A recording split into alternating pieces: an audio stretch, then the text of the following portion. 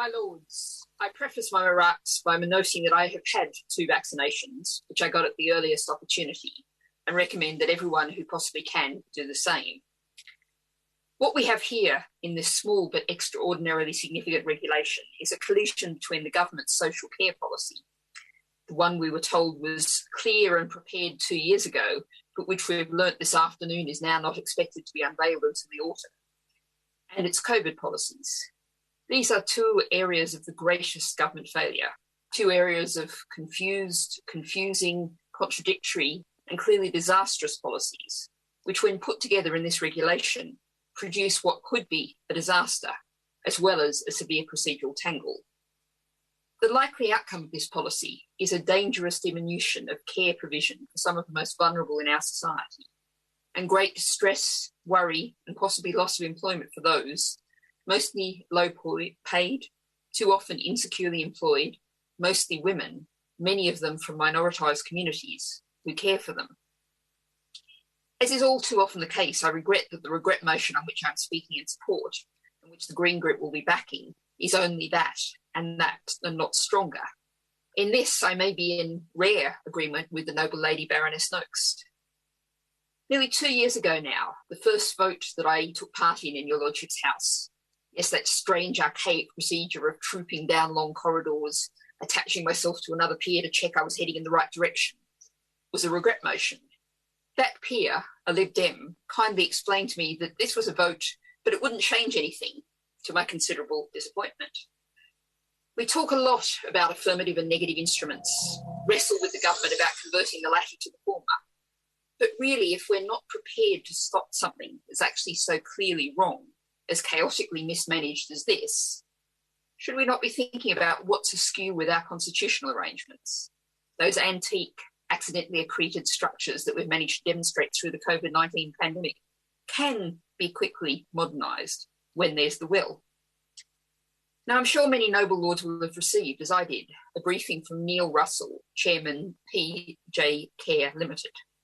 I don't know Mr. Russell, but I know a cri de coeur when I read one, and that's very much what his briefing was. He calculates, believably, with figures which broadly reflect the scant information we have from the government, that 5% of staff may, as a result of this, leave the sector. 75,000 staff in a sector that already has 100,000 vacancies. There's clearly a risk that some homes will be able to poach workers from those who cannot keep them. We have a disastrously financialised care home sector, something that the Financial Times, among other unlikely media outlets, has increasingly been highlighting, with a significant degree of ownership concentrating in the hands of hedge funds that have, on their classic model, loaded them with debt while shipping out massive profits, returns of 12 to 16%, usually off to tax havens. That situation, however, could be even further worsened by this measure, large change being able to ship staff around, while smaller independent family businesses and the few remaining homes run for public good, not profit, don't have that option. Now, workers in the sector have made their views very clear. The Unison briefing, to quote, says this measure is counterproductive, risks serious staff shortages, and could drive the problem underground, close quote. Now, I want to make it clear that I'm not suggesting doing nothing. A note to the article entitled Excess Mortality for Care Home Residents During the First 23 Weeks of the COVID-19 Pandemic in England in the BMC Medical Journal.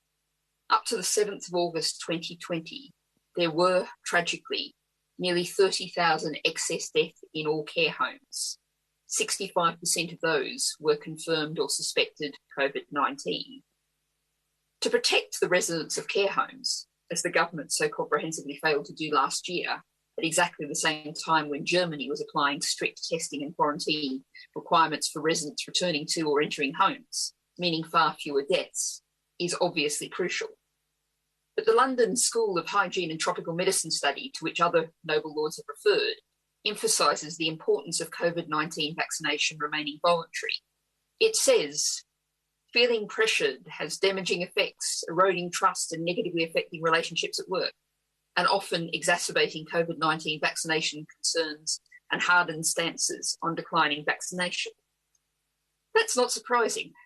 It's human to think if you're being forced to do something, then there's a reason why that force is necessary.